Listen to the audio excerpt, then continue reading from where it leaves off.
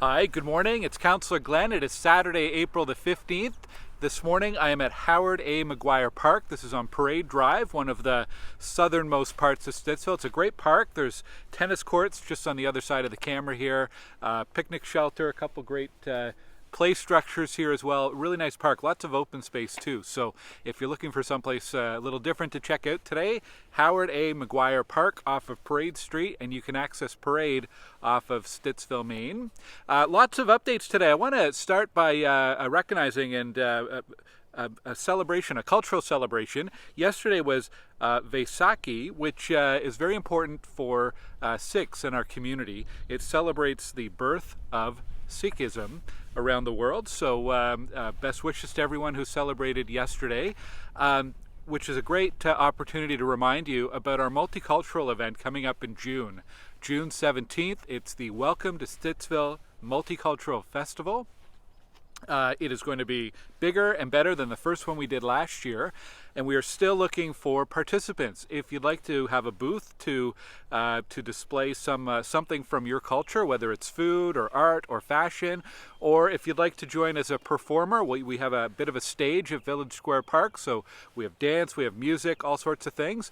Please get in touch with my office, so not too late to sign up. We'd love to have representation from around the world at the Welcome to Stittsville Festival coming up in June. Why don't I stick on some upcoming events?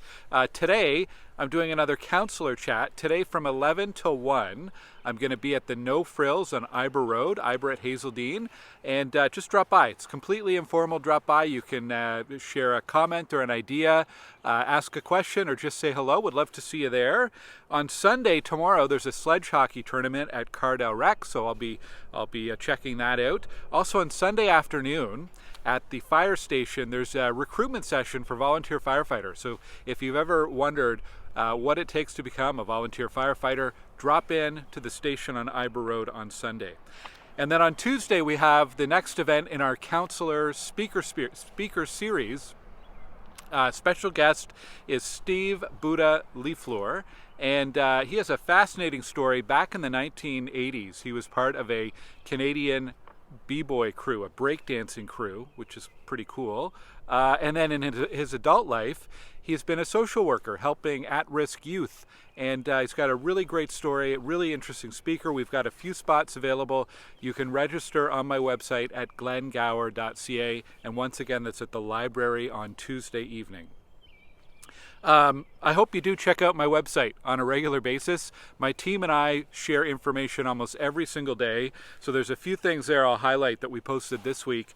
The city's launched a new program called Play Free, which includes free drop-in programs for youth, 17 and under. Skating, swimming, gym, basketball, things like that. So check out the information on my website. Street sweeping is beginning. We're into springtime and hopefully winter is behind us. So street sweeping is beginning. So there's some information there about what to expect. We've got info about neighborhoods who are going to receive Bell fiber optic and some of the construction impacts from that. Right now it's mostly around the Forest Creek and Harry Douglas area. And there's also a recap of Thursday's Transit Commission. I'm the chair of that committee, and we had a big update from OC Transpo about some of the initiatives coming later this year, about the outage last week, all sorts of things. The annual regulatory monitor report coming at us for compliance and oversight. So anyhow, lots of information on my website, glengower.ca, and we update that almost every single day. There's also info there about the storm and cleanup from the storm. Most of the questions we've been getting this week have been around branch pickup. So yes, the city will pick up branches if you leave them at the curb. Some of that might have been picked up with your regular garbage pickup through the compost collection.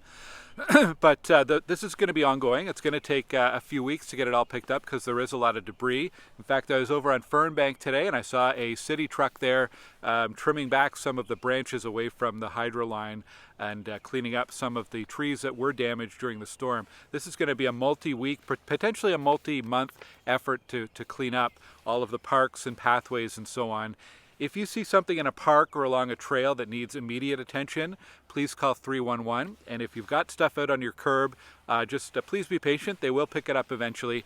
You don't have to call 311, but city crews will be around eventually to pick that up in the coming days and weeks. We did, by the way, just for the record, I guess, all of the major outages in Stittsville were restored by very late Sunday evening last weekend. I think there were still one or two individual homes or buildings that had some issues that required extra attention, and I think they were restored on the Monday. But anyways, for people who were out until Sunday, that is a very long time. That's 4 or 5 days without power. A very long time there. So thank you again to hydro crews and everyone else, city staff and volunteers and first responders, everyone who had a role in helping to restore power and help clean up after that storm last week. But what a change, isn't it? I mean, we're here a week and a half later and it's a beautiful sunny day. I looked at the weather, it's supposed to go up to 25 degrees today. So spring has definitely come. What else can I update you on? Well, some reminders, I guess. We have our volunteer award. Nominations are open. The deadline is at the end of this week. We're starting to get some nominations trickle in, which is great. But if you have someone to nominate, someone who's helping out in the community in any way, check out my website. You can go to glengower.ca/volunteer and see all of the nomination criteria. And we'd love to hear from you if there's someone you'd like to nominate. Cleaning the Capitol registration continues. I was really happy to see we have 35 groups registered so far here in Stittsville. That's great. We'd love to see every park and every green space in Stittsville spoken for. So if you've got a group of neighbors, maybe your family, maybe your school, maybe a club or an organization or workplace that you're involved with, put a group together, go to ottawa.ca, register and pick a park, and thank you for your help, and thanks to everyone who's already signed up. That's amazing. And the last thing I wanted to mention was around traffic and speeding. I think I spoke about this a couple weeks ago. This is usually the worst time of year in our communities for speeding. And what's happening is it's the period between when the snowbanks melt and when the flex stakes are installed on streets. So the flex stakes are the vertical signage, the posts that go up in the middle of the street, and they do actually do a really good job at slowing down speeds. Usually they reduce speeds by 5 to 10 kilometers, which is great. But in that period between the snowbanks and when they're installed, it is the highest period for complaints about speeding in our office. So there are a lot of people driving through our communities too fast. So please be careful on the roads. Make sure you're following the posted speed limits. On most residential streets in Stittsville, it's 40 kilometers an hour or less. So please drive safely, particularly near parks like this one and school zones.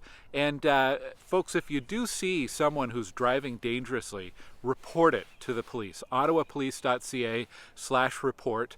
They compile all that data and they use that information to deploy extra speed enforcement. So I can't direct police, I can't tell them where to go for enforcement, but what they do is they look at that data to see where there might be spots where they get reports more frequently, and it really does work to encourage some of that extra enforcement from police. In any case, the flex stakes and other traffic calming measures are being reinstalled in the coming weeks, so that'll be good. And we should have some updates soon about some new traffic safety initiatives coming up in our community, so stay tuned. That's it for me today. Thanks very much for tuning in and for watching every single week. I appreciate it, and I hope you have a great weekend, and I'll see you here next Saturday. Take care.